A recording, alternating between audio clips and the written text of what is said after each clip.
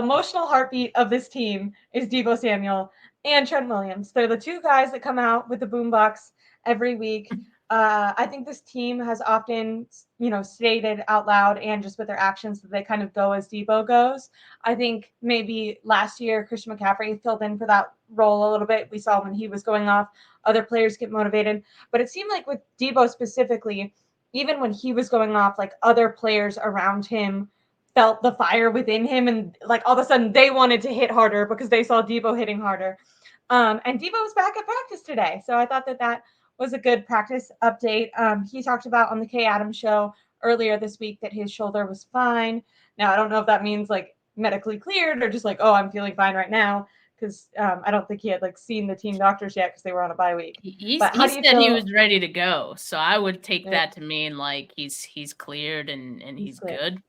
Um, but I'm excited. I'm excited to have Deebo back. You know what's crazy is like I think we did kind of see how important Deebo is to not just like the team as far as like the energy goes, but I think as far as how teams defend the 49ers offense, like he was sorely missed out there because the threat of him alone keeps defenses honest. And I think we were seeing teams just not respecting any other guy that was out there No. and so and in part as well to Trent being out too is partially why the run game has kind of struggled these last 2 weeks. um but I think having Deebo back, like, it kind of reminds me of, maybe this is a weird analogy, and I always use like analogies with the Warriors. I guess not an analogy, but a comparison, like with the Warriors. To me, like Debo's kind of like that Draymond Green kind of like I love energy. that. I love It's that. like he can piss dudes off. Maybe doesn't get in the same trouble as Draymond, but he has that same kind of energy. And sometimes you question, like, the team would probably be okay if he's not there, kind of thing. That's But when he's so not interesting. there, But you're you, like, the oh intangible, shoot. I love that. I love that comparison. So like, I kind of feel the same way because like I've argued in the past, like, like Debo's skill set overlaps with Christian McCaffrey's. Like I don't think they really like need him like out there. Like if they, just hypothetically, when the conversation of do they need to choose between Deebo and Brandon Ayuk? Like I always chose Brandon Ayuk because for that reason, I was like, their skill sets overlap. They don't need Deebo as much. But these past 2 weeks have kind of shown me that I think they Yeah. do really need Deebo out there. Because of his skill set is actually so unique, even though it does overlap with Christian McCaffrey, it opens things up for McCaffrey in this Mm-hmm. offense. It opens things up for other guys as well. So I think defenses And are like aware of that, and I was they, gonna say, it keeps them honest. yeah, even when, cause you've kind of heard like, okay, maybe his lack of production, but I think defense is still scheme for him as if Yeah, he's his most elite self. You know what I mean? So that's yeah, it's you taking have away to. resources from the other team because they don't want a chance that Debo could go off. So they have to like allocate people to making sure that that doesn't happen, which does free up those other guys way more. And I feel like we've seen him, and maybe that's how other defenses feel too. Like when maybe comparing it to him to Brandon Ayuk, you've really seen him be able to step up in those most pivotal moments. Not that Brandon Ayuk doesn't. I think he's consistently been. I think he's probably the most consistent wide receiver on the team. But like when it comes to that like next level, you've really seen Deebo be able to take it there in a way that you haven't seen from other guys on the team so far.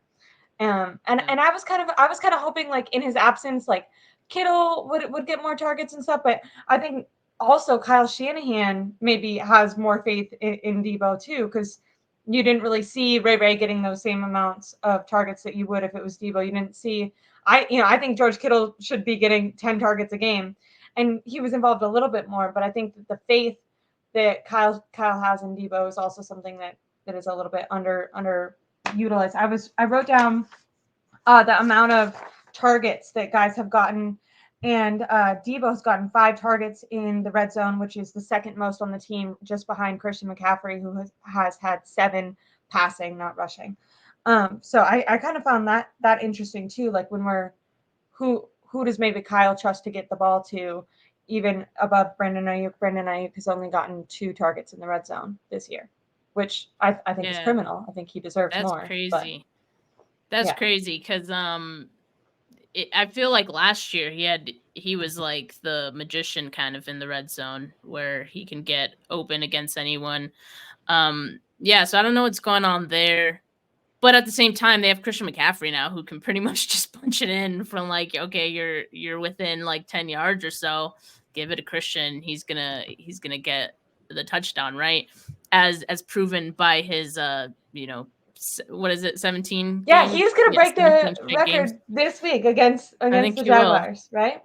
I think he will. And it's honestly looked pretty easy. Like he's getting these touchdowns in like the first half of the game, like in the Yeah, first quarter it's like the usually. So first thing. Yeah, yeah, yeah. yeah, so They just like I knock think it out. They're like, okay, that's now we're gonna win the game. We just had to get that out of the way. well, hopefully they can win the game because like Yeah. these last three they haven't, despite those touchdowns. But I do think maybe that's part of the reason that we're not seeing as many throws or targets for Ayuk in the red zone. Yes. Really quick, I thought J. Cruz 49er had a funny comment. I feel like he just blocks anyone for anything. I feel like you could have been like, I great mean, he job, kind of does. I sir. didn't say so. Yeah, the reason I got blocked from Mike Silver, it was during the time where he was reporting stuff about Trey Lance, and I Yeah. don't remember the specific I don't like know how. article, but I didn't at the time I didn't really buy it. Credit to him, he was right the entire way. I think my own ignorance, I didn't want to Me believe some neither. of those You're good. things. So I kind of took it out on him. Maybe just replied to one of those articles, and yeah, it really didn't take much, and it's not like I was like super disrespectful or anything. Really, Steph? I feel like that's totally your vibe. I'm just kidding. Wait, really quick, because we're back on practice updates. They also opened up Samuel Womack, Darnell Luter Jr., and Barely. defensive end Robert Beals practice windows. So they have to practice, I think it's for 3 weeks, and then the team Yeah. can decide whether or not to activate them or sit them for the rest of the year. If I was going to guess, I would guess that Samuel Womack would have probably the best chance of actually being activated out of the 3 of them, just because, I mean, defensive end, they're pretty stacked out right now. And even though I've heard good things from Luter Jr. when it was the off season, I feel like rookie 5th round pick maybe, didn't practice all off season or yet so far. I don't know if they'd add him in, but I could see potentially them bringing in Samuel Womack for that Oliver spot. But maybe, how do you feel about the fact that their windows are open? Do you think that means anything? Do you think any of them could be activated? How are you excited? Are you not excited? Is this kind of a non-story? No, I think it's great news because I think one of the things that we're all kind of like worrying about with the 49ers is like depth and like defensive depth, corner depth specifically, because I think we've all seen for these last few weeks how close this team is. They're literally an injury away to any of the 3 starting corners, seeing Ambry Thomas out there and starting. And I think that's something that we all collectively agree is not something that you want to see in any game, right? So I think corner I'm glad depth that is they seem huge. to be over that experience. I think so too. Like I think they now realize it. Like this like Ambry's not really it. He's cool for like depth, but not fourth. For number 4 depth. I think he needs to be a Yeah. little further out potentially. So Sammy Womack, being back does give you that opportunity. And he can play inside and outside, right? So I think he also gives you that versatility where, like, okay, if Oliver is so disappointing to the point where you want to take him out, okay, Oliver can go in there, or you can have Womack play outside and have Lenore kick in inside and replace Womack's. I mean, sorry, Oliver. So yeah, I mean, it just gives them that versatility. I'm excited to see Daryl Luter. I'm not expecting anything out of Daryl Luter just because like he is a rookie. I mean, I'm just excited to see Yeah. what he can bring, how he can learn. I think if anything, like he'll be useful for special teams. That's probably where we'll start to see him. But like I said, I think as depth, it's never a bad thing to have those guys. available. And as far as like Beal goes, you're right. Like I don't really expect that he'll have an impact, but maybe they want to open his window just in case there's an injury, in these next 3 weeks, right? And you always have the option of having Beal out there. But depth at the defensive line is not a bad thing either. Yeah, it's Like really that good. was one of the things that I thought was another plus to having Chase Young there, because suddenly you have some capable guys like Clinton Farrell, Randy Gregory, who you can now rotate in at any point, right? And that keeps your What do you starters think that fresh this? too. What do you think this means for Drake Jackson? He's like been like we didn't even mention him when we just mentioned depth. That it's kind of a disappointment, right? Just because this offseason, I feel like there was a lot of hype going into the season. I don't know if you bought into it, but I did. The coaching staff was like, he was here every day, grinding, adding weight to his squat. Although I did turn up my eye a little bit because I felt like the number that he said, he was like the bench press number. I was like, I feel like that's not very high. But then I was like, I don't know. I know that people aren't training like to be powerlifters. They're training for like agility and speed. And so I felt like really judgy. And I was like, okay, I'm not gonna, you know what I mean? Like what matters is Drake Jackson's ability to like bend and move and be fluid. You don't want to be like, oh, I can muscle this up, but then like, break your arm. So but it seems like bend or not, he's really down the totem pole, which I mean, I feel like I don't know how you felt, but after that first game, I'm like, Drake Jackson's season, let's go, baby. Even though I knew that they were cleanup sacks, I still, the fan in me had hope. I was very optimistic too, and maybe like too optimistic, because I know some people were still like very skeptical after the off season, all the reports. I just was like hopeful. Like I was also always like very optimistic about him in general this season. Second year, I thought he was gonna make that leap, right?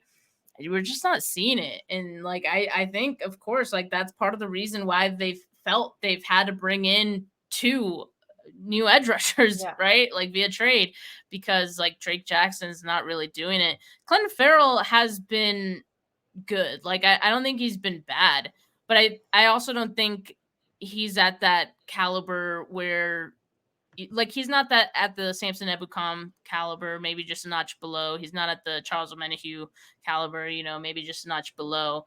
And so they need someone who's going to be at that level to complement what Nick Bosa brings you. But I'm excited to see Clinton Farrell as like a rotational guy who can go in, in situational spots. But Drake Jackson, I'd be shocked if, unless there's an injury, I'd be shocked if we see him on the field at any point from here on out. Do you think it's something that could like improve in years to come, or do you think he's kind of?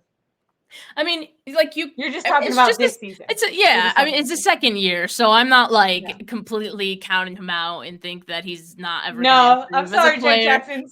Steph Sanchez has written you off. You're done. I'm clipping this. Bust. No. He's. I wouldn't say he's a bust. Like it's too early to really say for sure. But the arrow isn't pointing up. I'll just say that. And there was a lot of hype on him, like on the Niners getting him maybe at good value where he was drafted. But if you do compare him to other guys who were drafted in those other defensive ends that were drafted in those rounds, like I guess Max Crosby, but Max Crosby is like such an outlier. Most of them, when you're not drafted in the top, few guys, you are more like a rotational piece, So if Drake Jackson can turn into that as the years go on, it wouldn't actually be a huge disappointment. It's more like the fan in us that like kind of bought into the early hype that would be disappointed. But as for like his longevity in the league or anything, it doesn't say anything about that. But so those were some practice updates. But now I wanted to kind of ask you, reflecting on the first couple of games of the season and on the rest of the season coming out, I feel like there's reason for optimism, right? Because the 49ers have been here before. They've hit lulls before. Now it feels for me, it feels disappointing because I kind of felt like they couldn't keep doing this, where they get in these lulls and then they have to fight and claw their way back. And then by the time they're, at the door, they're burnt out and tired. And it's like, okay, the whole point of you starting out fast was to try to get the number 1 seed so that you weren't burnt out and tired, and you've somehow, you put yourself in this position again. So I don't doubt that they have the players and the mentality like on the team to be able to pull themselves out of it. Like I don't think that they're just gonna, throw their hands up and be like, oh well, we suck now. Like I don't think that the guy, especially the veterans on this team, would let something like that happen. I think they're gonna, try to claw their way out of this as much as possible. My worry is just like while you're clawing your way out, how does that kind of affect you long term?